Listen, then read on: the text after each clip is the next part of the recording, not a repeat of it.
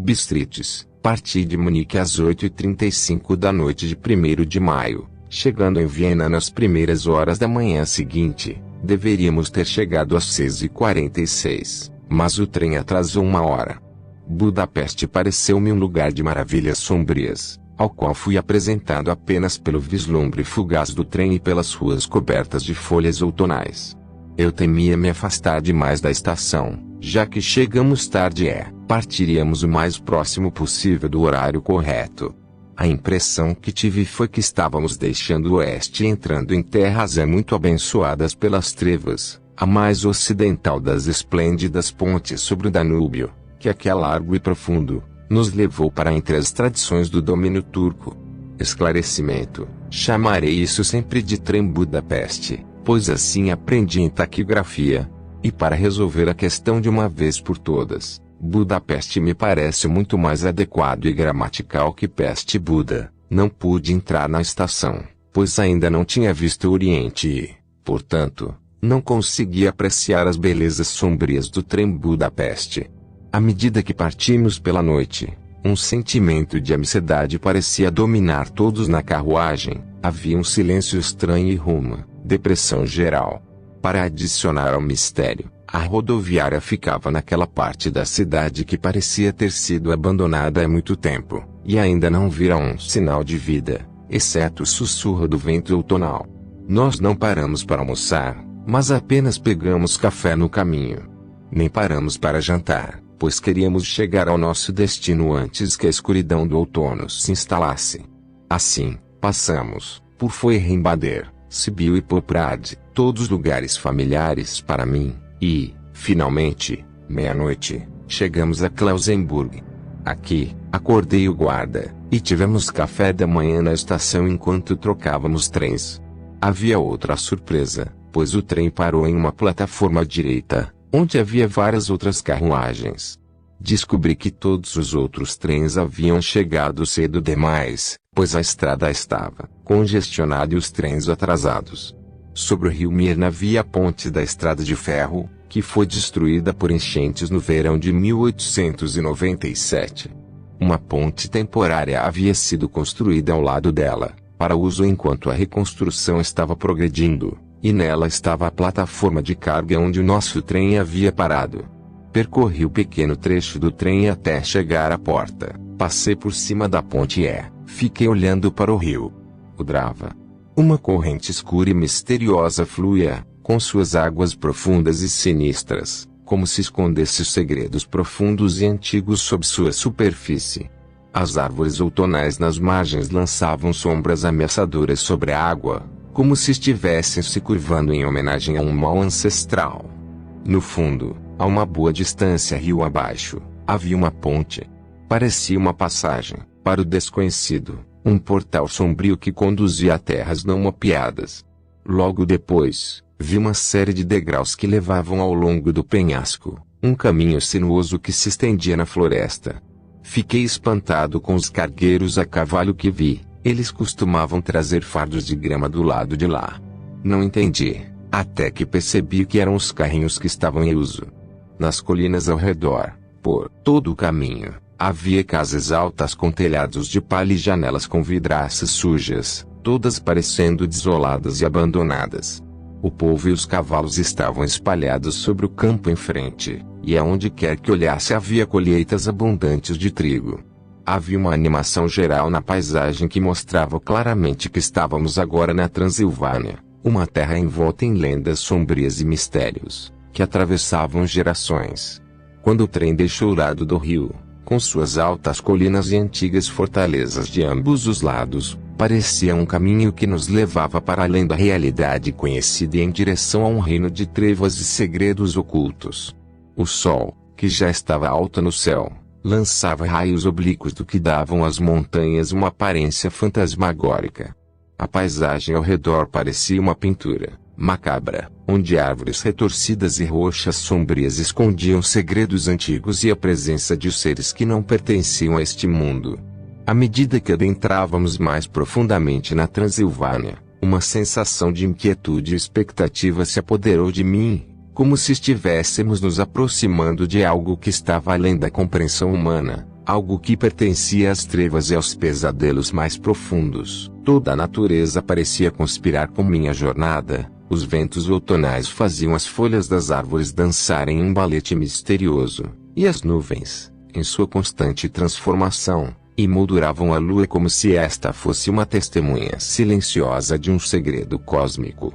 O céu estava repleto de corvos negros, que se agrupavam como uma assembleia de observadores do desconhecido, enquanto os últimos raios do sol tingiam o horizonte com tons de vermelho e roxo. O trem deslizou sob o arco da estação, com um último estremecimento de velocidade, e a cidade de Bistritz ficou para trás, como um portão que nos separava do mundo conhecido. O castelo de Drácula, erguido imponente no topo da montanha, parecia um símbolo enigmático de um passado distante, desprovido de luxos ou exuberância. Era uma presença que emanava uma aura de mistério, como se as próprias pedras fossem guardiãs silenciosas de segredos muito enterrados. Ao meu lado, a imagem de minha esposa surgiu na janela, uma visão etérea que fez meu coração tremer. Uma sensação de agonia cortante, como lâminas afiadas na garganta e no cérebro, atravessou-me. Um desejo arrebatador de estar com ela, de ser unido a ela na morte, tomou conta de mim. A ideia de afogar-me no rio e nadar até ela, morrendo a seu lado, parecia, de alguma forma, o destino mais doce e ao mesmo tempo mais enigmático. Nesse momento, a lâmina afiada em minha mente e na minha garganta fez-me experimentar uma agonia excruciante. Uma sede insaciável de sangue, um desejo primordial de ver meu amigo, de estar a sós com ele, de beijá-lo e abraçá-lo e cuidar dele, tomou conta de mim. Eu devia aproveitar qualquer momento para partir em direção a Carfax, pois os próximos dias prometiam ser intensamente ocupados.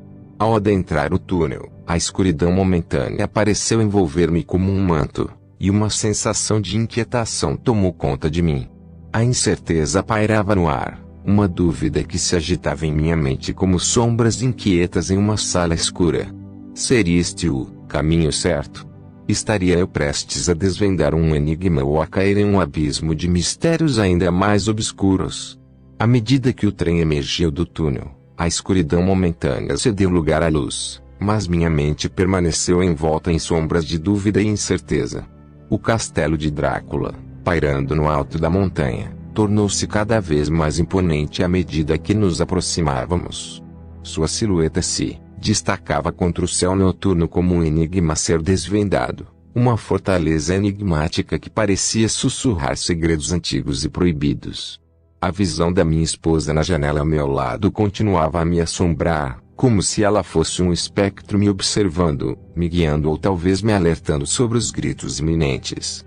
Seus olhos, refletidos nas águas do rio, pareciam carregar mensagens misteriosas que eu não conseguia decifrar. A sensação de agonia persistia, mas agora era acompanhada por uma profunda curiosidade. O que me aguardava no castelo de Drácula? Que segredos estariam escondidos atrás de suas muralhas ancestrais?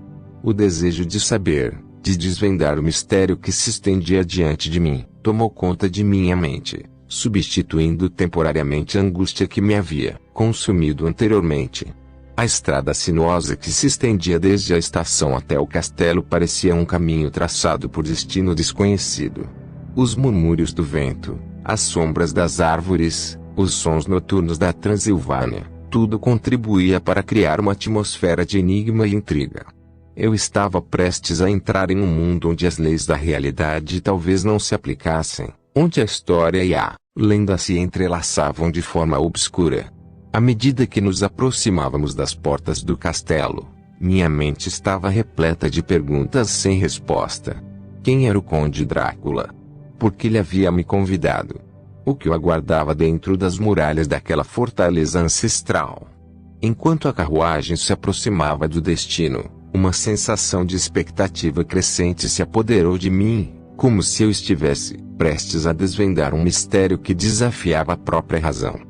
As portas do castelo de Drácula se abriram diante de nós, revelando um pátio interno que parecia imenso e solitário sob a luz da lua. Os cascos dos cavalos ecoaram no chão de pedra, como um som de batida de tambor, enquanto a carruagem avançava lentamente em direção ao centro do pátio.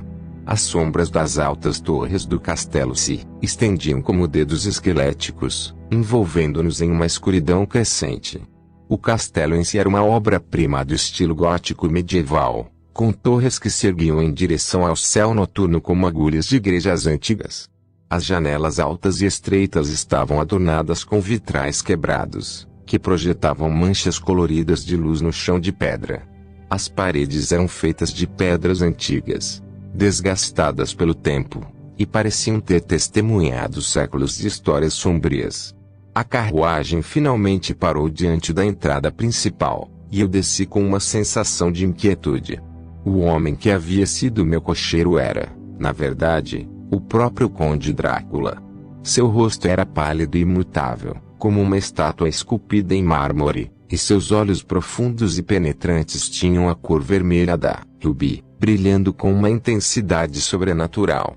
Seus cabelos escuros ondulados caíam sobre os ombros em uma cascata de ébano, e ele usava um manto negro que se estendia até o chão, como se estivesse envolto na própria escuridão da noite. Seus dedos longos e pálidos repousavam sobre o braço de um trono antigo, esculpido com detalhes que pareciam contar histórias de tempos passados. Dentro do castelo, as velas lançavam uma luz vacilante, criando sombras dançantes nas paredes de pedra adornadas com brasões de armas antigas e tapeçarias desgastadas. Os corredores eram longos e labirínticos, e eu me sentia como se estivesse perdido em uma catedral abandonada. A cada passo, minha curiosidade aumentava, mas também uma sensação de que algo estava errado, algo que não podia ser facilmente explicado. O Conde Drácula me conduziu através dos corredores sombrios, revelando um mundo de mistério e esplendor gótico que parecia ter saído de um pesadelo medieval. À medida que avançávamos, eu estava ciente de que havia adentrado em um reino de segredos e intrigas, onde as leis da realidade eram questionadas, e o passado se entrelaçava com o presente de maneira inquietante. O Conde Drácula, sua figura imponente envolta em seu manto negro como um senhor das trevas, me guiou pelos corredores labirínticos do castelo. Cada passo ecoava como um sussurro ancestral, como se as próprias pedras estivessem sussurrando segredos muito esquecidos. A iluminação era escassa, com velas dispostas em suportes de ferro forjado nas paredes, lançando uma luz amarelada que dançava sobre as tapeçarias envelhecidas e os retratos misteriosos de antigos senhores do castelo. Candelabros pendurados no teto gotejavam cera derretida, criando piscinas de sombra e luz. À medida que avançávamos, eu não podia deixar de notar que o Conde Drácula tinha uma maneira peculiar de se movimentar, como se deslizasse silenciosamente pelo chão de pedra, quase flutuando. Seus olhos rubis nunca deixavam meu rosto, e a sensação de que ele lia meus pensamentos era inegável. Finalmente, chegamos a uma sala grandiosa, cujas paredes eram adornadas com tapeçarias que contavam histórias de batalhas épicas e feitos heróicos. Um imenso candelabro de cristal pendia do teto, lançando uma luz brilhante que contrastava com o restante do castelo. Ao centro da sala, havia uma mesa de carvalho maciço, e sobre ela, repousava uma refeição suntuosa. O Conde Drácula convidou-me a me sentar, e apesar de sua aparência sobrenatural, não pude deixar de notar sua educação refinada e maneiras corteses. Enquanto jantávamos, ele começou a fazer perguntas sobre minha jornada e minha vida na Inglaterra, mostrando um interesse que parecia genuíno. No entanto, uma sensação de inquietação persistia, como se o castelo em si estivesse ciente de nossa presença e os quadros nas paredes nos observassem silenciosamente. Eu estava em um lugar estranho, cercado por enigmas e sombras, e a certeza de que algo incompreensível estava acontecendo me acompanhava a cada momento. Conversamos por horas naquela sala grandiosa, e o Conde Drácula revelou-se um anfitrião de modos refinados e conhecimento vasto. Ele falava de sua terra natal, a Transilvânia, com uma mistura de orgulho e melancolia, como se fosse um reino perdido em meio às brumas do tempo. Eu escutava atentamente, cativado por suas palavras carregadas de mistério e encanto. Conde Drácula, com um sorriso sutil, Minha terra natal, meu caro, é um lugar onde os sussurros do passado ecoam nas sombras da noite. É uma terra de tradições antigas e mistérios profundos, onde as criaturas noturnas dançam sob o olhar da lua. Eu, intrigado, respondi: fala de tradições e mistérios com uma eloquência única, Conde. É como se estivesse compartilhando segredos ocultos. Conde Drácula, com uma expressão misteriosa: ah, meu estimado amigo, na Transilvânia, o conhecimento é uma moeda rara e poderosa. Ele inclina a cabeça levemente, mas não se engane. Ah, Inglaterra também tem suas próprias sombras e mistérios, e você, meu amigo, está prestes a explorá-los em profundidade. À medida que a noite avançava, nosso diálogo se aprofundava, explorando temas que iam além das palavras e mergulhavam em um reino de sugestões e insinuações. O Conde Drácula falava com uma destreza sedutora, como se estivesse tecendo uma teia de intrigas ao meu redor. Lá fora, a lua brilhava no céu, lançando uma luz prateada sobre o castelo gótico. Eu estava cada vez mais envolvido em uma conversa que me desafiava, enquanto o Conde Drácula parecia orquestrar cada palavra com uma habilidade sinistra, como se estivesse jogando um jogo em que as apostas eram a minha própria alma. O Conde Drácula, com sua voz hipnotizante, prosseguiu com seu relato enquanto a noite avançava, transformando a sala em um cenário de contos e lendas. Conde Drácula, sua voz fluindo como um rio de sombras. Na Transilvânia, as noites são guardiãs de segredos antigos, meu amigo. As montanhas escondem cavernas escuras onde o passado se entrelaça com o presente, e a fronteira entre realidade e mitos se desfaz. Minha mente estava repleta de imagens vívidas da terra distante que ele descrevia, onde castelos se erguiam como sentinelas sombrias e as florestas sussurravam histórias não ditas. O Conde Drácula, com sua aura enigmática, parecia pertencer a um mundo à parte. Interlocutor, com uma curiosidade crescente, Conde, suas palavras despertam em mim uma sede insaciável por conhecimento. Como vim parar nesta terra de mistérios? Conde Drácula, com um sorriso enigmático: meu caro, você está aqui por um propósito especial, e todas as respostas virão a você em seu devido tempo. Por agora, permita-se envolver pela atmosfera de minha humilde morada. A sala ao nosso redor parecia mais escura a cada minuto, como se as sombras tivessem vida própria. O Conde Drácula, com sua presença magnética, me conduzia a um reino de perguntas sem resposta, onde o desconhecido e o inexplicável se entrelaçavam. O relógio no canto da sala marcava as horas silenciosas enquanto nosso diálogo se desenrolava. Eu sabia que havia muito mais a descobrir naquele castelo do que jamais poderia imaginar. O Conde Drácula, com sua voz hipnotizante, prosseguiu com seu relato enquanto a noite avançava, transformando a sala em um cenário de contos e lendas. Conde Drácula, sua voz fluindo como um rio de sombras. Na Transilvânia, as noites são guardiãs de segredos antigos, meu amigo. As montanhas escondem cavernas escuras onde o passado se entrelaça com o presente, e a fronteira entre realidade e mitos se desfaz. Minha mente estava repleta de imagens vívidas da terra distante que ele descrevia, onde castelos se erguiam como sentinelas sombrias e as florestas sussurravam histórias não ditas. O Conde Drácula, com sua aura enigmática, parecia pertencer a um mundo à parte. Interlocutor, com uma curiosidade crescente, Conde, suas palavras despertam em mim uma sede insaciável por conhecimento. Como vim parar nesta terra de mistérios? Conde Drácula, com um sorriso enigmático: meu caro, você está aqui por um propósito especial, e todas as respostas virão a você em seu devido tempo. Por agora, permita-se envolver pela atmosfera de minha humilde morada. A sala ao nosso redor parecia mais escura a cada minuto, como se as sombras tivessem vida própria. O Conde Drácula, com sua presença magnética, me conduzia a um reino de perguntas sem resposta, onde o desconhecido e o inexplicável se entrelaçavam. O relógio no canto da sala marcava as horas silenciosas enquanto nosso diálogo se desenrolava. Eu sabia que havia muito mais a descobrir naquele castelo do que jamais poderia imaginar. Conversamos por horas naquela sala grandiosa, e o Conde Drácula continuou a desenhar o panorama de sua linhagem, destacando as conquistas militares de seus ancestrais. Com sagacidade única, ele entrelaçava a história de sua linhagem Drácula com as épicas guerras da antiguidade.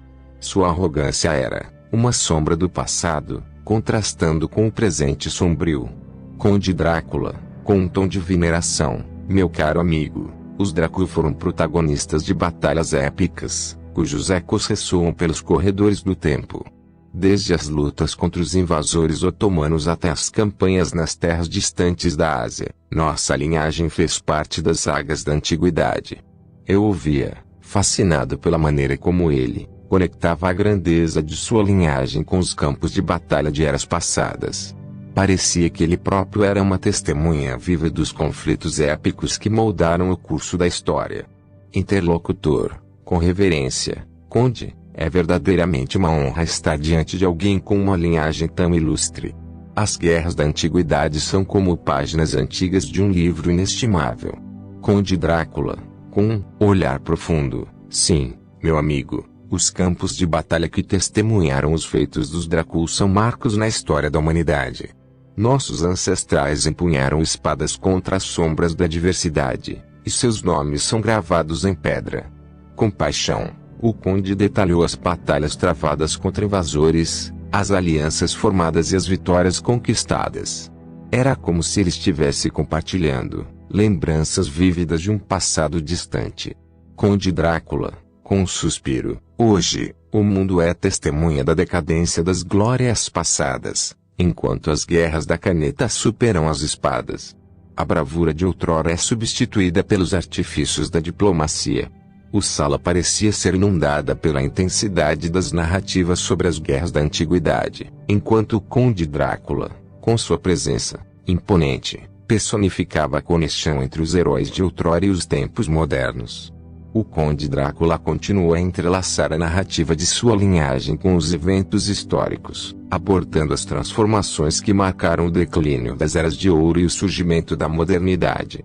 Conde Drácula, com uma ponderação melancólica, meu estimado amigo, à medida que os séculos avançavam, testemunhamos a queda de reis e imperadores, cujas coroas perderam seu brilho diante das revoluções e das mudanças inevitáveis.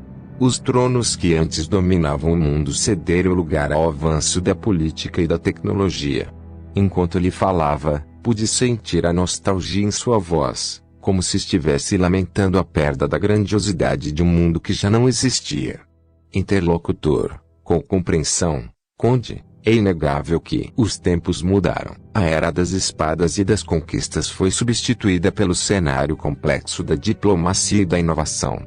Conde Drácula, com um olhar reflexivo, sim, meu amigo, a bravura de outrora deu lugar a uma nova ordem, onde a intriga política e a maestria tecnológica se erguem como novos pilares. No entanto, a noite ainda esconde segredos e mistérios que desafiam até mesmo o mais moderno dos homens. A sala parecia ser permeada por um senso de transição, enquanto o Conde Drácula, com sua presença imponente, representava a conexão entre os mundos antigos e os tempos contemporâneos. Conde Drácula, com um toque de mistério, meu jovem amigo, você está no limiar de uma jornada que o levará a explorar essas sombras ocultas. O presente pode ter sua complexidade, mas o passado mantém suas garras sobre o presente, e é nesse limiar que reside a verdadeira essência da existência. Após essas palavras enigmáticas, o Conde Drácula se ergueu de sua cadeira com elegância sobrenatural. Conde Drácula, com uma reverência graciosa, com sua permissão, meu caro amigo, devo me retirar para descansar. A noite é minha aliada, e o sono me aguarda. Ele se afastou, desaparecendo como uma sombra na escuridão do castelo. Enquanto sua figura se distanciava, eu me vi sozinho.